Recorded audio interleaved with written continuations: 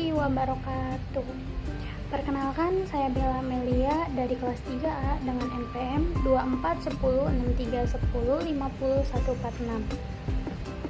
Di sini saya akan mempresentasikan hasil analisis saya, yaitu klaster transportasi Indonesia berdasarkan jumlah penumpang dan barang tahun 2025. Adapun latar belakang dari analisis saya, yaitu transportasi merupakan sektor yang berperan penting dalam mendukung mobilitas penduduk dan distribusi logistik di Indonesia. Berdasarkan berita resmi statistik BRS Transportasi 2025, setiap moda seperti udara, laut, kereta api, dan ASDP memiliki jumlah penumpang dan barang yang berbeda secara signifikan. Perbedaan tersebut menunjukkan bahwa karakteristik operasional moda transportasi di Indonesia sangat beragam, sehingga perlu dianalisis polanya. Melalui pendekatan mesin learning, khususnya Kamen Clustering, pengelompokan moda transportasi dapat dilakukan secara objektif berdasarkan kesamaan karakteristik data. Analisis ini membantu memahami struktur pola transportasi nasional serta memberikan informasi penting untuk perencanaan kebijakan. Pada penelitian ini, saya menggunakan pendekatan deskriptif kuantitatif. Jenis penelitiannya itu klasterisasi berbasis mesin learning, dan variabel dan skalanya itu rasio. Teknik pengumpulan datanya itu saya memperoleh data dari Badan Pusat Statistik BRS. Nah, teknik analisis datanya yaitu saya menggunakan standarisasi variabel dan menggunakan nilai within cluster sum of square WSS dan algoritma K-means. Adapun langkah yang saya gunakan dalam penelitian itu, yaitu langkah yang pertama saya lakukan di aplikasi R, memasukkan library yang dibutuhkan seperti tdiverse, ggplot, dan vectoextra. Setelah itu saya membuat data frame yang berisi nama moda transportasi, jumlah penumpang, dan jumlah barang dari data BPS. Nah, kemudian data tersebut saya standarisasi menggunakan fungsi scale. Standarisasi ini sangat penting karena variabel penumpang dan barang memiliki skala yang berbeda. Nah, selanjutnya saya menentukan jumlah klaster optimal menggunakan elbow method dengan fungsi Fish and Blues. Dari grafiknya dihasilkan terlihat bahwa titik siku atau elbow berada pada K sama dengan 3. Artinya jumlah klaster terbaik yang digunakan adalah 3 klaster. Nah, setelah itu saya menjelaskan K-means clustering dengan nilai K menggunakan fungsi K-means dan menambahkan hasil klaster dari data asli. Nah, tahap berikutnya adalah visualisasi klaster menggunakan Fish cluster. Dari grafik visualisasi terlihat bahwa moda transportasi terbagi menjadi 3 kelompok utama. Kelompok yang pertama itu berisi moda dengan penumpang sangat tinggi. Kelompok kedua berisi moda yang dominan mengangkut barang, dan kelompok ketiga berisi moda dengan aktivitas penumpang dan barang yang rendah.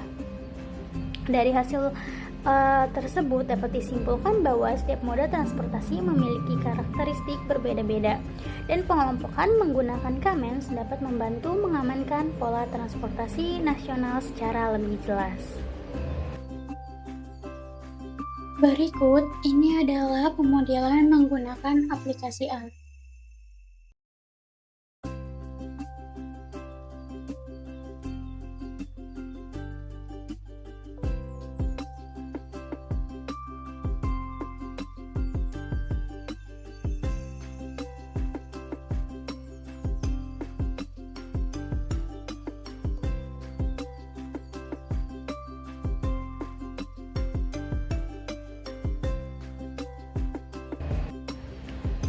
Hasil analisis saya pada grafik pertama adalah grafik elbow method yang digunakan untuk menentukan jumlah klaster optimal pada K-means. Pada sumbu X terlihat jumlah klaster dari 1 sampai 10, sedangkan sumbu Y menunjukkan nilai within cluster sum of square atau WSS. Semakin kecil nilai WSS, semakin baik klaster terbentuk karena jarak antar data dengan pusat klasternya semakin kecil. Nah, dari grafik terlihat bahwa penurunan nilai WSE sangat tajam dari klaster 1 ke klaster 2 dan dari klaster 2 ke klaster 3. Namun setelah klaster 3, grafik mulai mendatar, artinya menambah klaster setelah 3 tidak memberikan peningkatan kualitas pengelompokan yang signifikan. Oleh karena itu, titik siku atau elbow pada grafik terjadi di K sama dengan 3 sehingga jumlah klaster optimal adalah 3 klaster. Pada grafik kedua, ini adalah visualisasi hasil K-MENS dengan 3 klaster. Sumbu X menunjukkan jumlah penumpang dan sumbu Y menunjukkan jumlah barang yang diangkut tiap moda transportasi.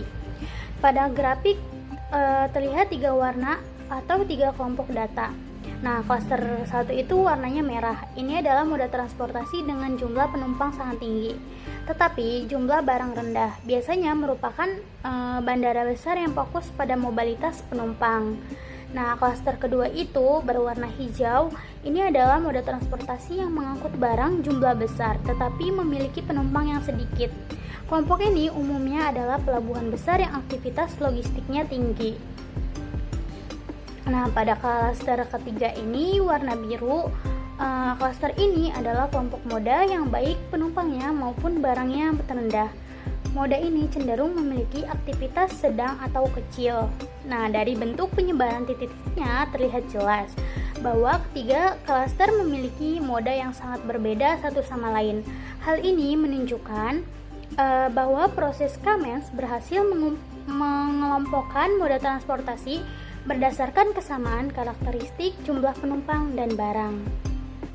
Nah, jadi secara keseluruhan, grafik elbow method menentukan bahwa 3 klaster adalah yang paling optimal, dan visualisasi K-MENS menunjukkan bagaimana moda transportasi Indonesia terbagi ke dalam 3 kelompok berdasarkan pola aktivitasnya.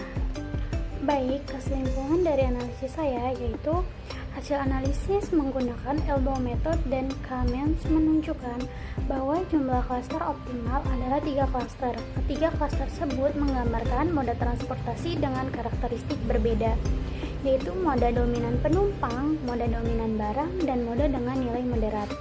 Analisis ini memberikan gambar pola transportasi Indonesia yang jelas dan dapat digunakan sebagai dasar perencanaan kebijakan yang lebih tepat.